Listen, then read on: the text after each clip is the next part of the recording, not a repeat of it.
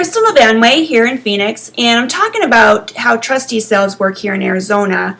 I talked a little bit about big picture, who's involved, and how the properties get to the trustee sale, and now I kind of want to walk you through how the sales work.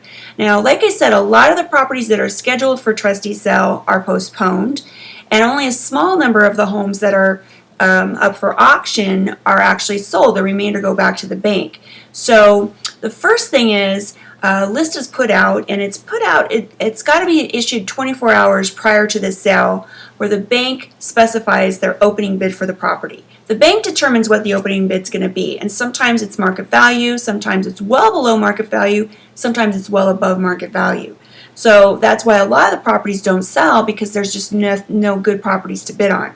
You know, if the property's overvalued, no one's going to bid on it. So the list is put out, and people gather at the times listed on the listing. There's certain times when these auctions start, and several trustees are going to be auctioning off their properties at the same time. There could be 3, 4, 5 different auctioneers working at the same time. So here's a scene from the auction. Everyone's getting ready to go. And you can see that it's a very casual atmosphere. There's usually maybe a dozen people who come down and bid on these properties, and they all know each other, first name basis.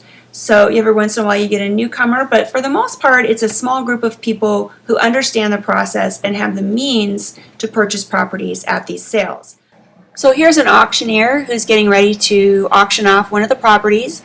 He's reading the legal description and going over all the opening bid information, and now he's going to poll the bidders to see if anybody wants to put in a bid on the property, and in this case nobody does. The property will go back to the bank, the beneficiary, since nobody put a bid in at the auction. He's recording all of that and moving on to the next property. And the entire process, I timed it, took 39 seconds. So here's an auctioneer who's going to start off bids for a property that's got a lot of interest. You can see the bidders are gathered around. Many of them are representing buyers who are off-site. They're bidding companies or investors who are buying the properties for other parties.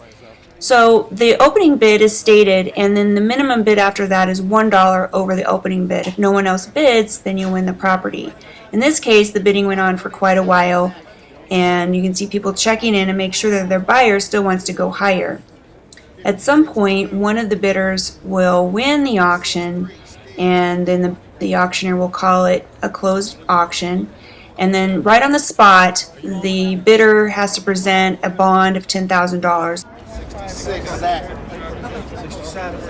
67, Lou.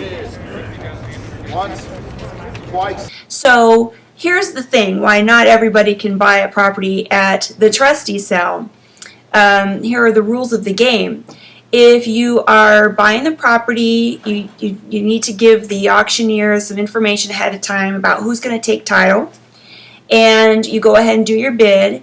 They want to know who you are, and they want to make sure that you're prepared to buy. And the main requirement is you got to have a $10,000 bond on you, because once you win the bid, you need to hand over $10,000 in certified funds. Once that occurs, they're given a receipt, and they have until 5 o'clock the next business day to purchase the property, to bring the remaining funds. If they decide not to purchase the property, that $10,000 is non-refundable.